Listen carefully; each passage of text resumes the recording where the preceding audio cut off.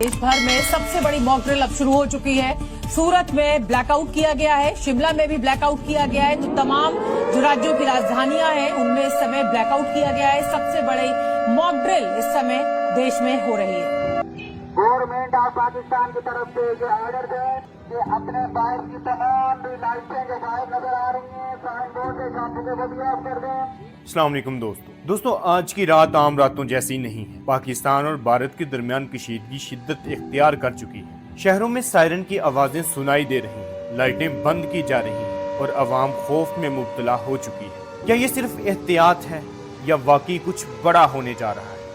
आज की वीडियो में हम आपको बताएंगे कि ब्लैकआउट और सायरन क्या होते हैं और ऐसी सूरत हाल में अवाम को क्या करना चाहिए। दोस्तों सबसे पहले बात करते हैं ब्लैकआउट की। ब्लैकआउट एक ऐसी हालत होती है जब किसी शहर या इलाके में जानबूझकर बिजली बंद कर दी जाती है। उसका मकसद दुश्मन की फजाई निगरानी से बचना होता है। यानी अगर दुश्मन की तरफ से फजाई हमला हो तो ब्लैकआउट के जरिए दुश्मन के तैयारे नीचे जमीन को ना देख पाएं। ये तरीका जंग के दौरान खास तौर पर इस्तेमाल किया जाता है। दोस्तों सायरन की आवाज वो होती है जो जंग या इमरजेंसी हालत में लोगों को खबरदार करने के लिए बजाई जाती है। ये आवाज खास तौर पर हवाई हमले, ब्लैकआउट या किसी भी दूसरी इमरजेंसी की सूरत में सुनाई देती है। सायरन की आवाज एक मखसूस पैटर्न में होती है ताकि लोग फौरन समझ जाएं ये खतरे की घंटी है।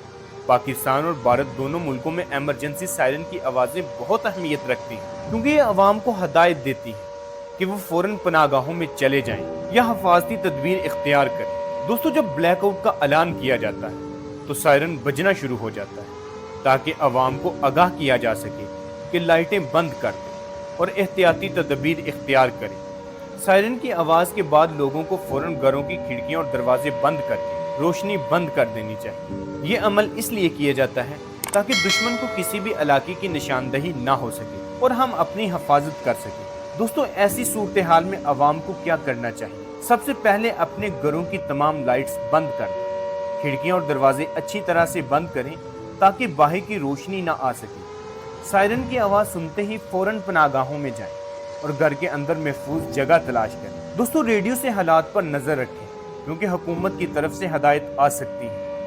अफवाहों से बचें और असल मालूमात पर ही यकीन करें। इमरजेंसी बैग तैयार रखें जिसमें पानी, खाना, मेडिकल किट और अहम दस्तावेज़ात। याद रखें ऐसे वक्त में हमें एक दूसरे का साथ देना है। खौफ की जगह हमें एक कौम बनकर हालात का मुकाबला करना है। अपनी हिफाजत करें और दूसरों की भी मदद करें। अल्लाह हमें अपनी हिफाजत में रखे, आमीन। और हमें इन मुश्किल हालात का सामना करने की हिम्मत दे। अगर आपको हमारी वीडियो पसंद आई